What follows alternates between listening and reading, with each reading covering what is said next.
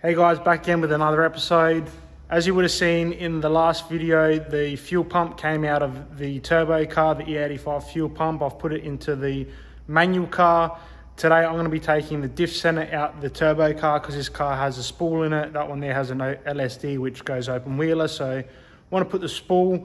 A couple of weeks ago we did pull the diff out of this car, change it over and got it back up and running, whatnot, but it's time for the diffs, the spool now to go into the manual car. So we've got LSD all the time, so we'll get it up on the hoist and start stripping the diff out once again.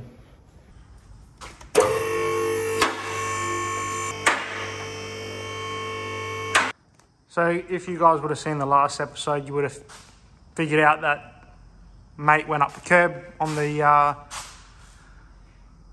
night we went out last and ripped my front mount out. So I've got another front mount to put in it. As we walk towards the back here, we can see the exhaust pipe's been ripped off as well. So I'm gonna have to do something with another exhaust pipe. Obviously this here was just like a flexi joint that I had on there, which was lucky I did because it saved probably all my dump pipe and my manifold and everything that bolts up to the turbo. So lucky I did do that when I did build this diff, so hopefully the rest of whatever goes up there is going to be fine, and I can just do it like a sort of cat back system to fix this up. But today we'll be taking the wheels off and taking this diff center out.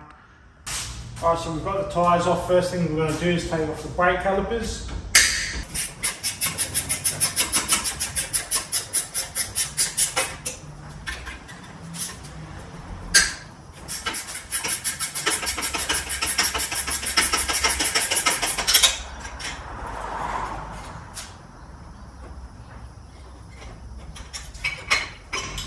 Brake calipers off.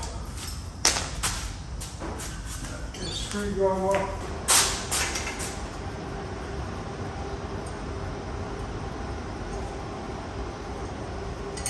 Take the disc off. So I've got the wheel off, got the brake caliper off, got the disc off. As you can see, there's 3 holes here. One's bigger than the others. What you want to do is just line it up to where the nut is in there to hold the axle. Undo each nut, and you can actually just spin that around while undoing each nut. There's 4 nuts in there that we've got to get off. Once you get one nut out, just turn that around, line it up with the next nut. Turn it again.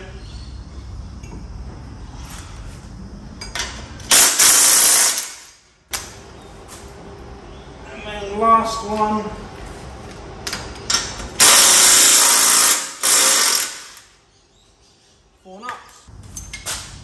Once you get the 4 nuts out, this axle can now slide out. I've got my slide hammer here. I can just hook it in behind there a little bit, and with a few little pulls, that axle's out. Do the same on the other side. Just, you know, replicate what you've done here to the other side, and then you can start concentrating on getting your diff center out. Just to let you guys know that these are 14mm nuts, or one were anyway, 14mm nuts to get the axles to slide out. I've done the other side as well already. What we're going to start doing now is just removing the sway bar, which is a 18mm here. So, got a nut there to undo. We've got another couple up here.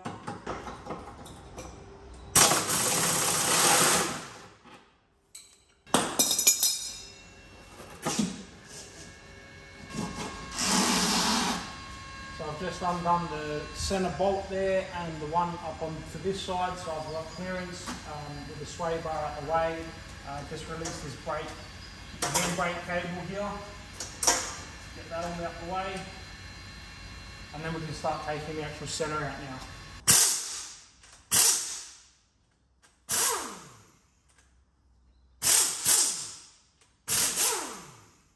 Bottom bolt here is actually a drainage bolt, so once you remove that bolt, oil's going to start coming out. So make sure you've got an oil tray ready. A couple of these bolts, I don't know, maybe because they've been off before, aren't the best, but I think they're not actually a 13mm, they're a 1/2 inch. size, so I just changed over to a 1/2 inch here. Get the rest of these bolts out. Loosen them all off first.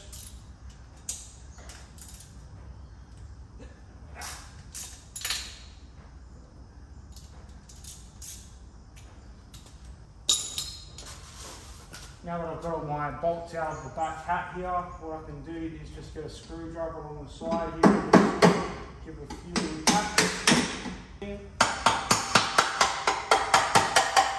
taps, wiggle it a little bit. They're sort of like locators in the actual hat itself, so you actually got to get those locators out. Just keep wiggling until you sort of pop that off. There it is, where your hat's off. Now here what we've got is we've got these main caps. They're 14mm, 2 on each side. Just going to remove them.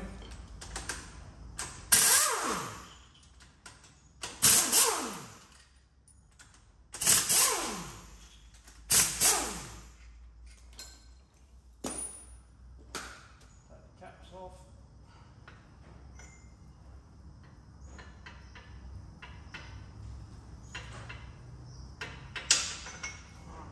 So they're the caps that you've got to get off. Like I said, 2 14mm bolts on each side. Now what we're going to do is just with a long screwdriver here, just going to sort of slowly rotate the diff center, give it a few little wiggles.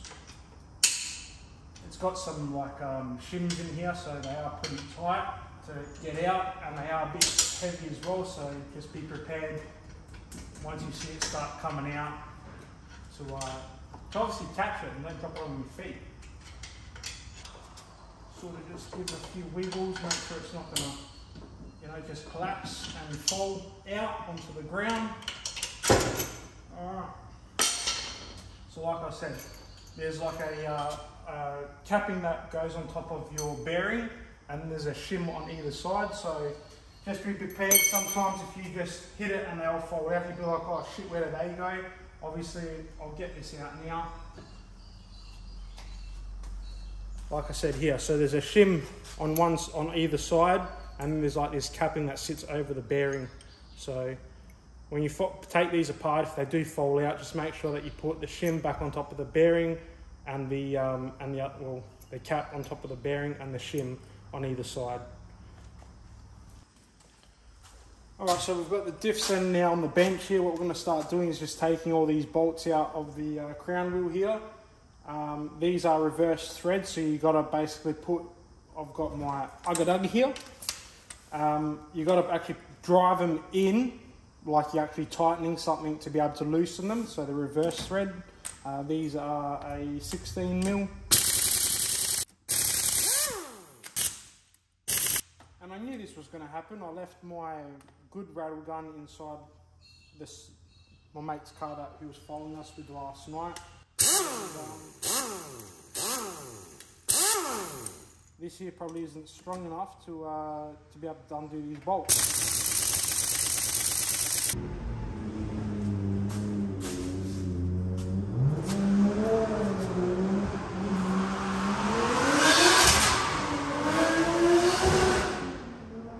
Love that.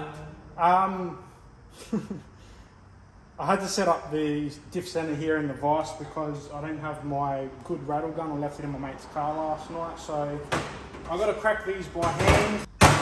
Alright, so they should all be loose now. Hopefully this shitty air ugga will do the job.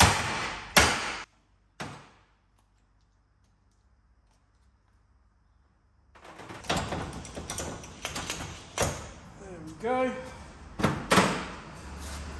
I've still actually got to knock out the pins as well that hold the spool in place.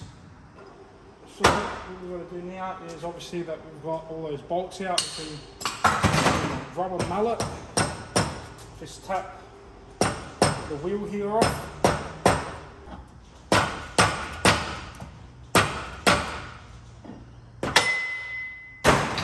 Just be mindful of your bearing as well if you are trying to, you know, salvage this diff center. Obviously you've got bearings down here. They're your bearings there. You don't want to go damage them or, you know, put any marks or anything in them. So just be mindful when you are hitting stuff, if there are bearings, obviously not to damage them. All right, so we've got that wheel off now. Put that off to the side. And what we're looking at here is in here, let me just get around. You can see right there, there's a pin. There's a pin there, a pin there, and a pin there. So there's 4 pins. Well, there's really 3 pins. So if you actually look inside, you'll be able to see there's a very long pin that runs through that way, and there's 2 smaller pins that run up and down. So what you want to do is hit that big pin out first.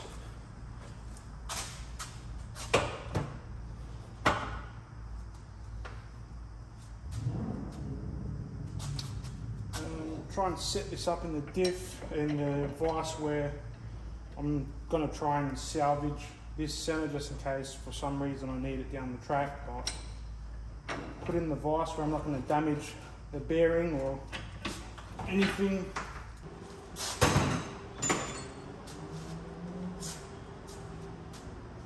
So like I said, the big long pin that runs all the way through is the one that's going to have to come out first.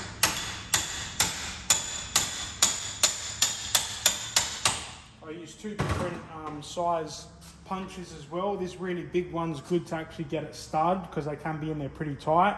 And then obviously this punch will bottom out, so I'll go to a smaller punch and hit that all the way through.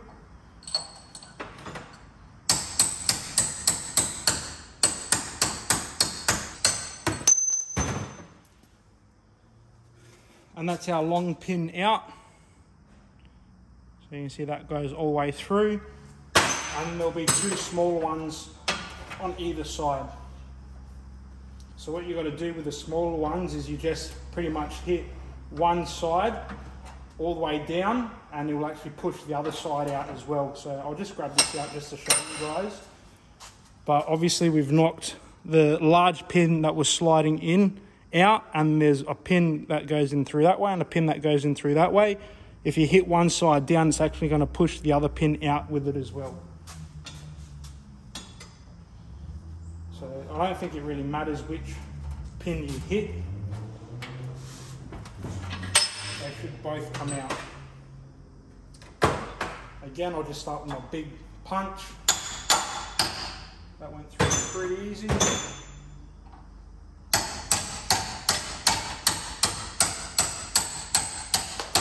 1 pin, and there's 2 pins. So they're the smaller ones. So pretty much the way they sit is, say that one runs up like that, one sits on one side that way, and the other one sits like that. So that's how it holds into place. So you hit that long pin out, get rid of that, and then you push those both through at the same time. Now, there's my spool. Alright guys, so like I said, I've just put this diff center back in. It's got no like gears or like spider gears or any spool or anything in there. So I've slid the axles back in, and I've just put a couple of nuts back, obviously where we've taken those 4 nuts out. I've just got 2 in there, sitting in there. As you can see, that's, you know, the axle spins without having to spin the center. So this car, what I can still do is I can still push it around. This car is just going to be used as a parts car now. If I ever did need an axle or something, I've got a couple of bolts in there holding it.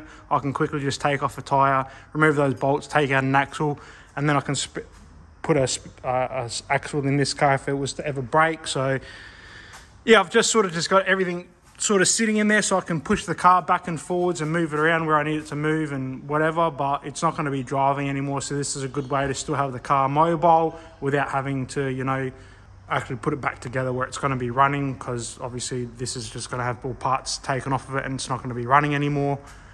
I could have, you know, pulled this diff out and put this diff straight into that car and done vice versa without having to take the center out, but to take this diff out, it's on the hoist, then I've somehow got to get this diff out while it's on the ground, and for me it's just hard work doing it that way. What I've done here is the car can be mobile, where I can push this off the hoist now, get this car onto the hoist and put the spool into this car here. So the manual Falcon's up on the hoist. I've obviously pulled out the axles like we did on the other Falcon. I've got this diff center out. This is a factory LSD diff. I've already started taking the diff center apart just to see, because I've actually never done a factory LSD diff before, but I've obviously taken out all the bolts and it sort of comes apart really easy. It hasn't really got the shafts like these in this diff like the other one did. So I'll just open it all up for you. Bit hard with one hand. Maybe Stel, maybe you can come record for me, man. So we've got Stel here. He came drop off my jack and rattle gun that I left in his car last night, which I needed at this point. So basically, yeah, it just sort of comes apart really easy. Like these are all the spider gears that come out. So all those spider gears are coming out. And then pretty much, I hope this is correct, but basically the way that I see it is, obviously these original ones that came out the other diff are going to slide back into the spool here. Where's the other one? Should be another one. Okay. So they're just going to slide into there like that. So the locking pins will sit in. This obviously will sit down in there like that. And then I'm guessing without any of the spider gears in it, that pretty much just sits back down like that, and then it just gets tightened back up with little bolts. So I'll go through all of these bolts back in. So as you would have seen from the other diff center, it didn't have these like 10mm bolts, whatever they are. It just had those bigger bolts on the outside. So all of these bolts will go back in. This is really simple this way, like the other diff was a lot more technical to get it apart. And these are the same as well. These are reverse thread, these bigger bolts. So you've got to drive them like you're actually tightening up the bolts to get them out. So I'll just nip up these little ones again.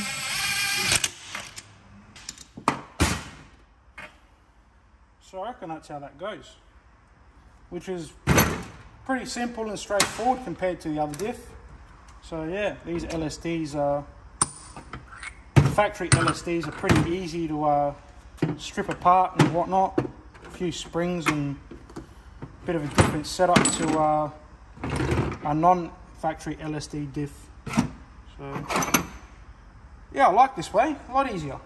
So yeah, I can pretty much, I'll check all these bolts, I can put the center back in, and hopefully it works. So here we are, I've got all the axles back in. I've obviously put all those 4 bolts back in on either side. I've got my diff center in with the spool. I've put my caps back on, my main caps with the 2 bolts on either side, making sure that I have those shims that go around the bearings in, and then obviously the other 2 on either side. So that's all put back together. Now I'm not too sure, but if I was to spin the tail shaft, that there spins, which is good. Okay, and if I spin the axle here, does the tail shaft spin? It does. And same on the other side. Okay, so it's obviously engaging with the axles and all that sort of stuff. I guess I'll just finish putting all the diff back together now with the brake calipers and rotors, and put the back hat on, sway bar, fill it up with oil and see what it does. Alright, so everything's put back together on the diff. Just got to tighten up the tyres.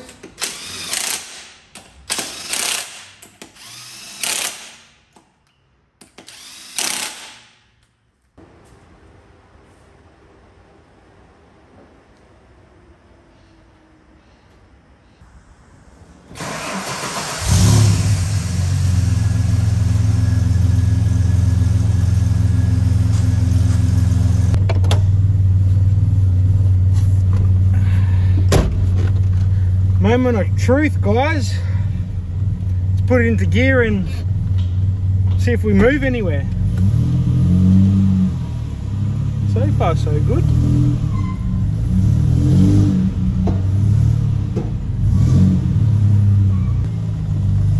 So what I'll probably do now is I'll just go to the servo. I want to put some fuel in it, some actual petrol, and then we'll take it for a spin and maybe let her rip a little bit. Let her rip, potato chip. I don't know if you can hear that, but so yeah, I've got like a 65 profile tyre on one side and then like a 55 profile tyre on the other side. So she's driving a bit crooked at the moment, but we can sort that out. It's just a quick test spin that I want to do.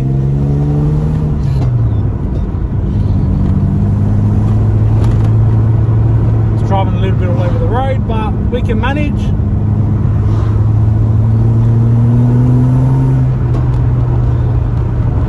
So I've got a private road which I can go to up here and just do a bit of a test.